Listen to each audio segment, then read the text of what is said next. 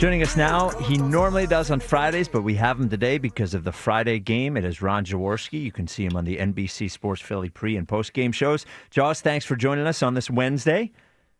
My pleasure, Spike, and great to be with you guys. And happy Thanksgiving to everyone, and don't eat too much tomorrow. Well, we're going to do exactly that, Jaws. Yeah. I should say that. Eat all you want. Well, let me ask you this, Jaws. You coming out of, I think it was coming out of the bye, or actually it was before the Packers game, you thought the Eagles were going to run the table. They had a couple of close wins over good teams, and then they lose to the Cowboys. My question is, has your confidence in the Eagles as a team this season been shaken based on what you've seen the last few weeks? This last week against Dallas is where I'm shaken. Yeah. I started predicting that this team was going to run the table about 3 or 4 weeks ago, and I felt really, really strongly about it. This is a really good roster, a really good coaching staff, and I felt this team was coming together. Now, there's always things you never know about, injuries and things like that always happen. But I thought from a talent standpoint, this team was going to run the table. I'm not talking about just winning. I'm talking about winning out. Run the table, hoist the Vince Lombardi Trophy. Unfortunately, they played sloppy down in Dallas, and you get an embarrassing loss. They had a huge penalty problem, but I think in terms of NFL teams, they're sixth in most penalties per game. So that sloppiness, it was highlighted against Dallas, but that sloppiness has sort of been there all season long. If you're trying to think of a way to get this team together and back on track, and you see how the offensive line is struggling, and you see the issues that have been there through the first 11 games, what is the elixir to that? How does it get back on track? I think from an offensive perspective, you've got to open the game up. We've lived on our running game. It was a catalyst to a Super Bowl championship last year. It's just not there this year. It's not. And, all season long, you guys, and as I listen to you guys, you feel the same way I do. We got to get off this damn passing game and start opening this thing up. And you got to go to the passing game. Go to the passing, because the running game is just not working right now. It's just not consistent enough. It starts with the offensive line. It's not the same offensive line we had last year, where we had a 2,000-yard running back. So I just think, with the weapons we have, I think we've got to go in this situation, probably for the rest of the season, as I look at it, pass first, run second. Go ahead, Ike. No. Jalen is a good quarterback. He is, at times they have had games where they've been pass first, but throughout his successes, you look at the successful versions of the Eagles team, they haven't really ever been pass first. Do you think it's in him, I guess is the question. There's no doubt. Jalen is playing darn good football. He's always played darn good football. And I think maybe we take the wraps off a little bit and say, like the game opened up against Dallas. It was a passing game early. That's how we got the lead, by throwing the football. Then we kind of regressed a little bit and never got it going again. But once you get a team down, you got to put the pedal to the metal. You got to put your foot in their throat. You got to knock them out of the box. We allowed them to come back in the game.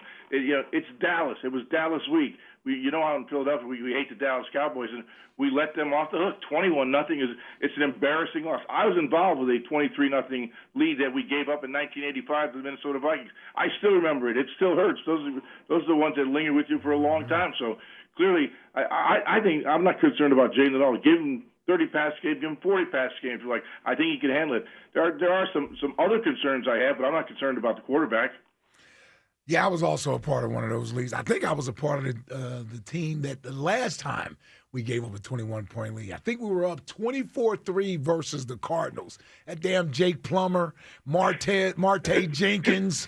Yeah, I still remember that game in the vet. You can't let it go. You can't let it go, man. You blow a lead like that, man, and lingers with you for the rest of your life. I think they beat us like either 25-24 or 26-24. It was terrible. My issue, Jaws, would be, and I understand everything you just said. I'm wondering, can we play clean enough football? Because I understand the X's and the O's and execution needs to be better, but we're also shooting ourselves in the foot with penalties and doing things pre-snap that puts us behind the sticks. I just wonder, can we clean that stuff up to where we're not beating ourselves? I felt like Sunday, 14 penalties. It felt like 10 of them had to be on the offensive side of the ball. We were as much of a detriment to ourselves as much as what Dallas did to come back in that game. Well, sometimes you don't have to have talent. You make mistakes like that. That's not a talent mistake. That's a stupidity mistake. Lining up wrong, illegal procedure. So those just beating yourself. They're dumb penalties, and we're having too many of those. Those are things you can't. How can you not line up right? It absolutely boggles my mind. You got guys being paid millions of dollars, and you don't know how to line up right. It just those are things that really hurt our offense and hurt our defense. The penalties that really aren't inflicted by our opponent. They're self-inflicted. Yeah. Jaws, it's been surprising to me. I think one of the things we credit Nick Sirianni with is somebody who doesn't call the offense or doesn't call the defense. He is a culture and accountability guy. And the combination of just sort of leaks and finger pointing and then the things that you mentioned, the sort of, the penalties that are just, they're avoidable penalties. I've just been sort of surprised that all of those things have been hallmarks this year of a Sirianni team. I mean, he has not been a team that had been a team that always creates a lot of penalties. It's just not been that way with Nick. And I think it's not only is he one of the best coaches in the league. I think his staff overall, the staff is one of the best coaching staffs in the league. That's why it's sometimes puzzling to me when you have these unforced errors, these unforced mistakes, because I know they're being coached. I'm not going to say the guys are rockheads. They're not. They're just smart athletes that are playing football for a living.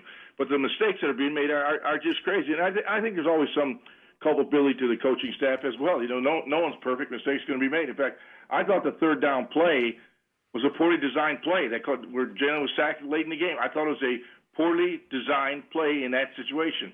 Number one, Saquon Barkley's out on the field, which absolutely boggles my mind. But that's another point. That's a substitution question. But the play, when I went and looked at the tape, and I probably spent an hour on one play because I thought it was a key play of the game. We can put the game away by getting in field goal range, and we win the game. But they line up in a formation which is fairly simple. They run a slant to AJ to his left. Now the problem is you got a deep curl pattern to Smitty on the right, but he's going 16 yards. So the timing of the routes do not match up. So Jalen has to, in a shotgun, takes a little quick 3 steps. He's going to try to get the ball to AJ. And what do you think AJ's going to run? A slant. I mean, game on the line, that's what they're going to do. The corner played it beautifully. The linebacker took away, as Ike would know, he got that inside curl, that slant route. He takes it away. Now our quarterback has to reset. Jalen has to reset to go from 3-step to 5-step, and all of a sudden the pressure gets to him. He's not able to get the Dallas Cowboys open. But Smitty's route is so deep, he can't get to him. So the timing just didn't work out with the drop and design of the play. So, Josh, let's talk about the Bears a little bit. They are 8-3. They have allowed more points than they've scored. What are we looking at with this Bears team on Sunday, or on Friday rather, as a challenge for the Eagles? Well, their quarterback's grown up, and Ben Johnson is a quarterback guru. He did a great job with Jared Goff in Detroit. He's doing the same thing with Caleb Williams. They have excellent wide receivers.